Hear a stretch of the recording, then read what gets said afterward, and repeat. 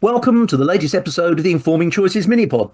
In this episode of the podcast, we're going to explore how the Inner Development Goals, IDGs, align with the UN Sustainable Development Goals.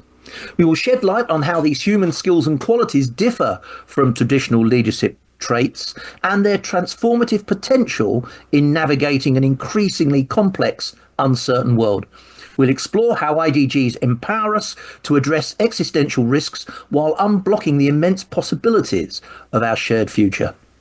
To have this conversation, I'm delighted to welcome consultant, analyst and project leader Paula DosSantos Papel to the pod. Paula, a warm welcome to the podcast. Thank you, Steve, and welcome and greetings to all of your radio listeners. So, let's start with this. I really love the idea of matching UN SDGs with the development, promotion and advocacy of more human skills and qualities. So tell me about the IDGs. What are they and how do they work? Well, the IDGs is the acronym for the Inner Development Goals, riffing off the acronym for the Sustainable Development Goals, which is the SDGs. And they were born out of this need to try to understand why there hasn't been more progress made on the Sustainable Development Goals. And as well, they were a work in progress. Much of what was the natural evolution from what change theory that was coming out of MIT's U theory, the U labs that were run by Otto Scharmer. Much of the thinking that came out of that and living system theory and also other, gathering and drawing from many different traditions on introspective work, inner work. Thousands of scientists were requested for their assistance and their expertise on looking at some essential skills that might help shore up the development and completion or enacting and then measuring of progress on Sustainable Development Goals. And as you know, Sustainable Development Goals were initiated by the United Nations, and the notion of having these 17 separate goals to address some of the really serious problems that we have in our world. And during the pandemic, there was a report that went out that essentially indicated that there just hasn't been enough progress happening to be of any meaningful note.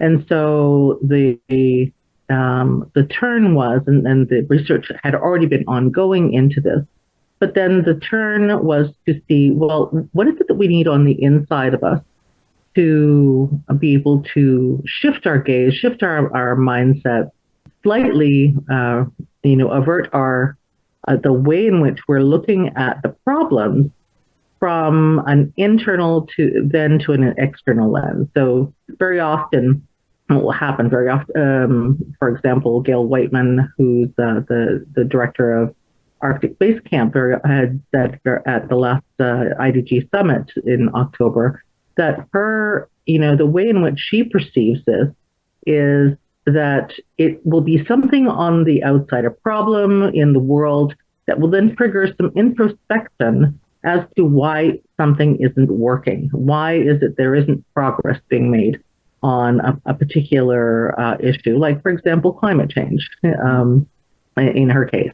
And so what are the things that are impeding progress, cooperation, relational skills, this self-regulation and co-regulation between people and within oneself to be able to then get beyond the stumbling blocks that, we all have as human beings, shortcomings as human beings. We tend to want to work on things that are manageable, but sometimes we don't realize the scope of what we're attempting to achieve. And we can't achieve things in isolation. We're meant to work with other people. We're social creatures. And apart from the fact that not everyone thinks the same way that we do. So the IDGs was an attempt at looking at holistically what are the types of inner skills that we can all develop, the capacities, the competencies that we can develop to be able to figure out who we are and what we're doing in the world and how we're relating to others in order to be able to have a much more efficient and effective way of cooperating with others in different dimensions and looking at it specifically according to different competencies. And then going forth and what are the things that we need to be able to enact the goals that we're setting for ourselves. So the work was around setting goals for your inner self as well. And it's a back and forth, an inner outer gaze dance, sort of almost like a gestaltist view of the zooming in and zooming out on our world and our lives to be able to see how we fit better with ourselves and with one another, and then actually make some significant progress on the goals that we want, that we're aligned to, and how we attune to one another to make all of those goals happen. It sounds to me as if it's a more kind of systematic way of thinking as well. So you spoke quite a lot, I think, there about the kind of connections between some of these different things. And, when things, there's always a dilemma, isn't there? When things seem very complicated or complex, that we want to break them down into more simple chunks. But the reality is that we need to think system-wide to really create solutions to some of the world's biggest problems, don't we? Absolutely. And so that's why, there's no one size fits all for any one organization or any one person. And this is not just another framework that says, this is it, this is the final solution, this is what will take us from here to there. It's not. There are lots of different frameworks around the world. However, these the inner development goals, the dimensions specifically, were described and set up much in the same way that Hofstede dimensions were set up as cultural dimensions. So Geert Hofstede was a famous psychologist from the Netherlands who worked at IBM and came up with these cultural dimensions with regard to how do we interrelate interculturally with people from different nations. And so he had access to this great body of research to be able to, try to figure out along which lines of thinking would that even be possible. So a lot of the frameworks that we work with when we're looking at inner development, inner skills building, capacity building, competency elaboration are based along these types of dimensional frameworks. And the inner development goals is similar to that, except that it doesn't land on just one thing. It really is a broad spectrum of many different ways of developing your inner self, and your inner self in relation to others. So it's definitely a back and forth. So let me just indicate, being is the first one in the list, but not the only one, and not one where you have to start off with that. So these really are there. You could put them anywhere on a systems map, and they would work. So it would depend on what the need is in the moment and how people feel they need to work on the problem at hand, and what are some of the things that will take us from here to there by looking inward first. And then, looking around and seeing, how we change the way we see or view the problem. Yeah. So being a relationship to self is the first dimension. Thinking, cognitive skills is the second dimension. Number 3 is relating, caring for others. So how you relate to other people. 4 is collaborating, social skills. And 5 is acting and enabling change. And so it's a real spectrum of different ways in which you can work on the capacities that are important and innate within each one of us. So the difference is when we're looking at SDGs, very often we have to acquire technical skills to be able to meet some of the problems that we have in the world, like, the problems with a lack of clean water or peace a lot of those require externally learned or acquired in the field technical skills, or skills in diplomacy, or skills in water management, or what have you, or for example, in gender history, for example, when we're looking at gender equality. With regard to the inner development skills, this is something that anyone can start to do for themselves. And the key to this is not just learning the framework and say, aha, okay, this is what's needed. These are indicators. This is how you can act them. No, the key to really making this an effective framework for the work that anyone is doing in development work, anything having to do with the Sustainable Development Goals, or even if you're not using Sustainable Development Goals as your guide or as your line of indicating success, whatever the problem is in the world that you are trying to resolve, or with your organization, the key is that the inner development goals allow you to then stop, look at yourself, see where the difficulties might lie. So it allows for slow down time for introspection, and for that possibility of having meaningful dialogue in that interrelative way. And not just interrelative in how we relate to other people, but also how we are relating to our environment, how we're relating to all the elements that are enabling us to move forward, or that are hindering us, that are causing barriers to our fulfillment, our purposefulness. So there's an aspect of transcendental realization, or existential realization in this. And, we all know all of the different intelligences that Goldman has put out, including emotional intelligence. Well, I would say add transcendental intelligence. How do you find your purpose when you're not quite sure who you are yourself? It's not all about doing out there. It's what about what's happening in here? Yeah. How are you realizing satisfaction within yourself? And the really wonderful thing about working with these goals is that anyone can pick up the framework. And, I use a card deck myself to help me remember. It has some questions on the back that reminds me every day that this is a praxis.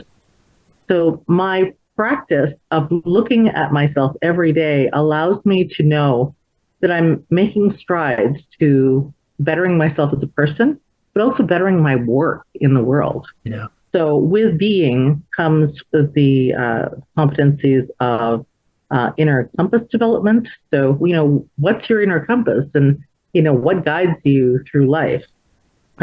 What's your touchstone or source?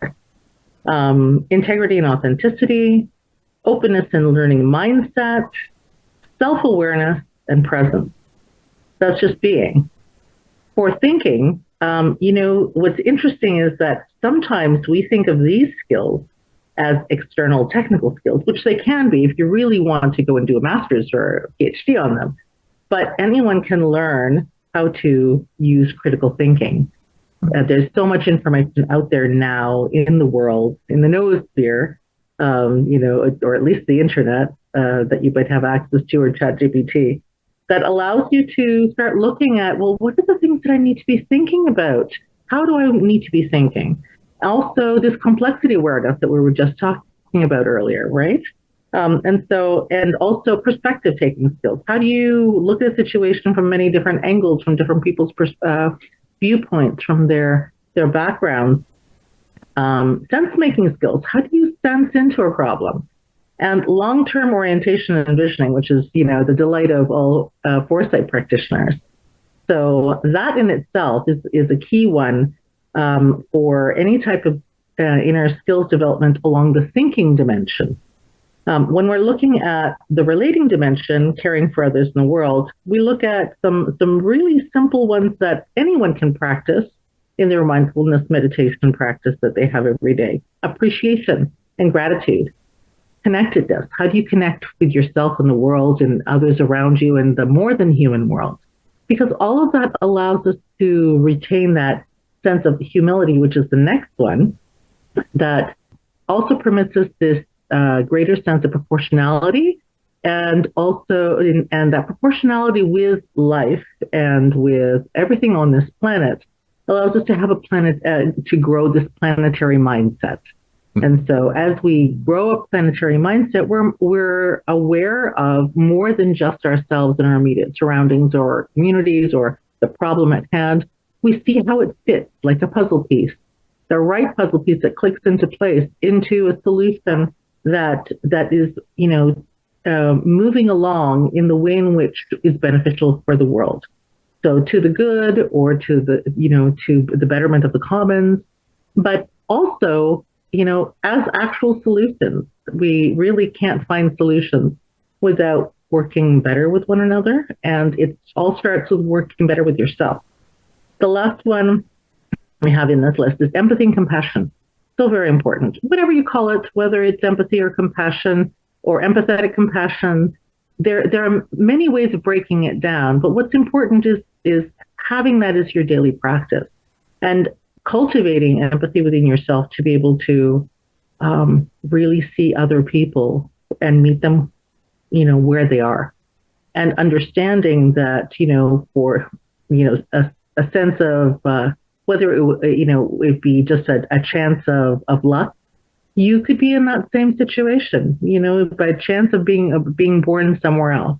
So empathy and compassion is an important piece that allows us to really relate deeply with other people and with the natural world and our more than human relations. So the last two dimensions are collaborating, and acting. And all of the dimensions are deliberately set to a gerundian form or, active verb endings, ing endings, because they are processes and not products. And so it's not like you're going to get to the end of empathy and compassion. Oh, that's it. That's all I have to say about that. No, this is a lifelong practice. And it doesn't mean, oh my gosh, I have to spend my whole of my life. This seems daunting. Well, that's where the daily practice comes in, or a regular practice. I have monthly meetups with people in practice groups, not just practitioners, where we exchange good ideas and, in that interconnected space between the IDGs and the SDGs. And then how do you apply them to ESG compliance? There's lots of ideas around how you do about that, but it's all mental space.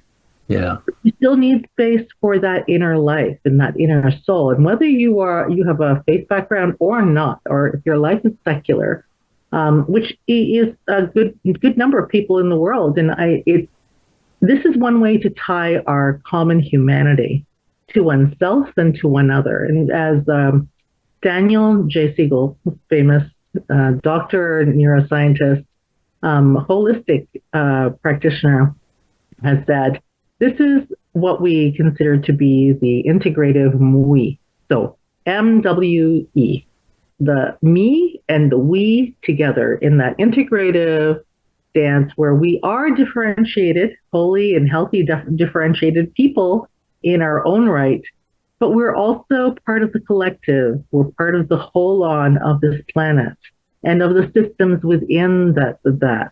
And so we form part and parcel of many different ways of interacting with our environment, with one another, with the goals and the aspirations and our own higher purpose.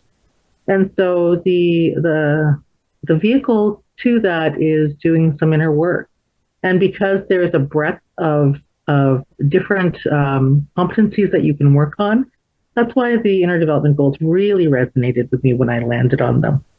So just finishing up with collaboration, there's communication skills, co-creation skills, inclusive mindset, and intercultural competence, which for me is what I love to do. That's part of the work that I specifically do with Intercultures Media. Building trust with other people is also a really important skill. You can't have enough trust with people. It's something you need to work on every day. And mobilization skills, the skill in inspiring and mobilizing others to engage in a shared purpose. So it's not just about your own purpose, but how do you engage others in that shared purpose? To attune to that purpose and to have aligned goals that can actually go the distance. With acting and enabling the change, so this is where we're getting closer to the outer ring. The Inner Development Goals, their logo now is a set of concentric, almost concentric rings. They're kind of wobbly looking, different colored rings because they're not perfect.